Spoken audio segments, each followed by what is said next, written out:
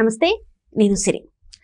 రామ్ చరణ్ గారి game changer cinema ఆశించినంత, అంటే fans ఆశించినంత స్థాయిలో ఆడకపోయేసరికి అయితే ఇప్పుడు రామ్ చరణ్ గారికి అయితే వరుస పెట్టి సినిమాలు తీస్తున్నారు అని చెప్పేసి అయితే ఒక వార్త అయితే సోషల్ మీడియాలో చర్చనీయాంశం అవుతుంది. దానికి తగ్గట్టుగానే ఇప్పుడైతే ఆర్సీ అంటే రామ్ చరణ్ గారు నెక్స్ట్ వచ్చే సినిమా బుచ్చిబాబు గారితో, ఆ నెక్స్ట్ వచ్చే సినిమా సుకుమార్ గారితో లైనప్ అయ్యి ఉన్నాయని చెప్పేసి ఒక వార్త ఉంది. దాంతోపాటు హిందీ దర్శకుడు కూడా లైన్లో ఉన్నారని చెప్పేసి కూడా మనకు ఒక వార్త వస్తుంది. మరి ఇందులో ఎంతవరకు నిజం ఉంది, ఇంతకీ ఆ దర్శకుడు ఎవరు అనే అంశాన్ని మనకు వివరించడానికి మనతో పాటు ఉన్నారు ప్రముఖ సీనియర్ జర్నలిస్ట్ జగదేవ్ గారు. నమస్కారం సార్. నమస్తే సార్. ఇప్పుడు చూస్తుంటే రామ్ చరణ్ గారు RRR తర్వాత సోలో హీరోగా వచ్చిన గేమ్ చేంజర్ అంటే సంక్రాంతికి వచ్చినా కూడా ఈ అనుకోని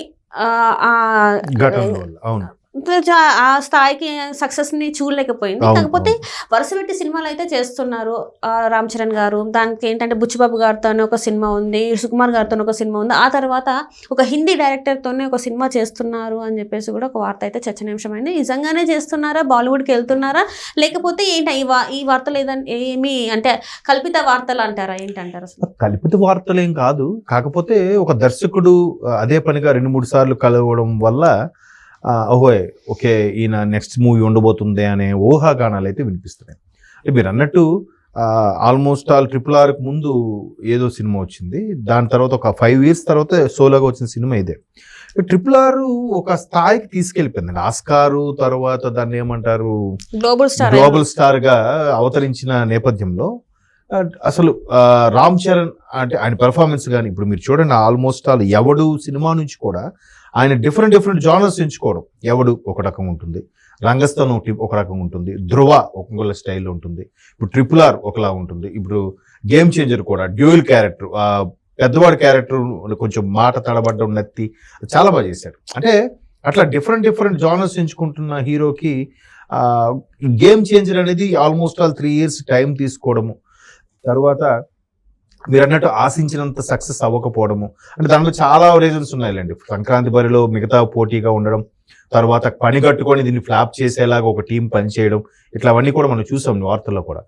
ఇలాంటి సందర్భంలో ఇప్పుడు నెక్స్ట్ కొట్టేది ఖచ్చితంగా జాగ్రత్త కొట్టాలనే ఉద్దేశంలో బుచ్చిబాబు సానా అనుకుంటాం, మన సుకుమార్ గారి శిష్యుడే. సో ఒక విలేజ్ నేపథ్యం, మరలా ఒక రంగస్థలం టైప్లో కాకపోయినా ఒక ఏదో లవ్ స్టోరీయో లేదా విలేజ్ బ్యాక్డ్రాప్లో అనుకుంటున్నారు. అయితే దానికి ఆల్రెడీ AR రెహమాన్ లాంటి మ్యూజిక్ డైరెక్టర్, తర్వాత సుకుమార్ రైటింగ్స్లోనే కొంత ప్రొడ్యూస్ చేయాలని, తర్వాత జాహ్నవి కపూర్ని హీరోయిన్గా పెట్టా, అన్నీ అవైతే శరవేగంగా అవి దాన్ని ఏమంటే వర్క్షాప్లు ఇవన్నీ నిర్వహిస్తున్నారు. అది షూట్ స్టార్ట్ అయిపోతుంది. ఇకపోతే నెక్స్ట్ ఇది 16వది, అది 17వది సుకుమార్ గారితోనే చేయాలని కూడా ఒక కాన్సెప్ట్లో ఉన్నారు. సో ఇట్లాంటి సందర్భంలో ఎలా ఏంటి, సుకుమార్ గారు సినిమా చేస్తారా చేయరా? సుకుమార్ గారు కూడా ఇంకా పుష్ప 2 ఫ్లేవర్ ఏదైతే ఉందో దాని నుంచి ఇంకా పూర్తి స్థాయిలో బయటికి రాలేదు ఇంకా. ఎందుకంటే అబ్బాయి ఒకరికి తొక్కిసలాట జరిగిన అబ్బాయి ఇంకా కోలుకోలేకపోవడము, ఇష్యూస్ రావడం. బట్ సక్సెస్ పరంగా, కలెక్షన్స్ పరంగా too much happy, very glad కదా. సో ఇప్పుడు సుకుమార్ గారు ఏంటి, ఆయన కూడా ప్రతిదీ చెక్కుతాడు కాబట్టి ఆయనది డిలే అవుతుంది. నెక్స్ట్ ఏంటి, నెక్స్ట్ మూవీ ఒక బాలీవుడ్ డైరెక్టర్ కన్సల్ట్ చేశారని 2-3 సిట్టింగ్లో కూర్చున్నారని టాక్ వచ్చింది. అదెవరు, లాస్ట్ ఇయర్ 2024 ఒక హిట్ మూవీ ఉంది కిల్ అనే ఒక సినిమా. అంటే ఏ ఎక్స్పెక్టేషన్స్ లేకుండా వచ్చిన మూవీ, ఒక ట్రైన్లో ఒక నైట్ టైం జరిగిన ఇన్సిడెంట్ అంతా కూడా చాలా బాగా తీసిన భట్ ఏదో నిఖిల్ నగేష్ భట్ డైరెక్ట్ భట్ అనే గుర్తుంది. సో ఆ డైరెక్టర్ ఈయన 2-3 సార్లు కలవడం జరిగిందంట. ఈవెన్ ఈయన పర్సనల్గా ముంబై అక్కడికి వెళ్ళినప్పుడు కూడా ఈయన రూమ్కి వచ్చి కలిసి డిస్కస్ చేశారు. మేబీ స్టోరీ డిస్కషన్స్ అయ్యిండొచ్చు, లేదంటే ఆ సినిమా కోసం డిస్కషన్స్ అయ్యిండొచ్చు అనే థాట్ కూడా ఉంది.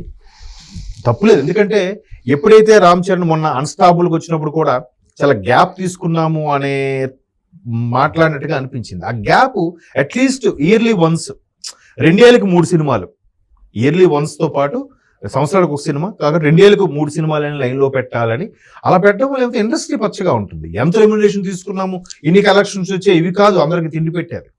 4 ప్రాజెక్టులు రన్నింగ్లో ఉంటే ఆటోమేటిక్గా అందరికీ పనికి ఆహార పథకం కింద పని దొరుకుతుంది, ఫుడ్ దొరుకుతుంది, టర్నోవర్ అవుతుంది, అందరూ హ్యాపీగా ఉంటారు. జయాపజయాలు పక్కన పెట్టండి. సో ఇక్కడ ఆ పరంగా ముందుకు తీసుకెళ్లాలని డిసైడ్ అయ్యారంట. సో రామ్ చరణ్ లాగా మిగతా యంగ్ హీరోలు కూడా అలా ఆలోచించగలిగితే చాలా బాగుంటుంది కూడా. సో ప్రస్తుతం అలాగే ఉన్నారు కదా ప్రతి ఒక్కరు. ఇప్పుడు కల్కి ఎప్పుడో అయిపోయింది, ప్రభాస్ గారు నెక్స్ట్ మూవీ రాజా సాబ్ కోసం వెయిటింగ్. ఇక మహేష్ బాబు గారు అంటే నెక్స్ట్ రాజమౌళి గారి సినిమా అంటారు, అది 26 27 తెలియదు అంటున్నారు. ఈలోగా గుంటూరు కారం తర్వాత కుర్చీని మడతపెట్టి ఎప్పుడైతే అన్నాడో మహేష్ బాబు గారు, మడతపెట్టి ఇంట్లో కూర్చున్నట్టుగా ఉంటుంది పరిస్థితి. మళ్ళీ ఇప్పుడు 26 27 రాజమౌళి గారి సినిమా. సో ఇకపోతే బండి గారు కూడా ఈ పుష్ప అలాగని పూర్తి స్థాయిలో ఎంజాయ్ చేయలేకపోతున్నాడు ఆ ఇష్యూస్ వల్ల. సూపర్, అసలు రీసెంట్ గా మేక్ ఓవర్ కూడా అయ్యారు, చాలా స్మార్ట్ గా తయారాడు.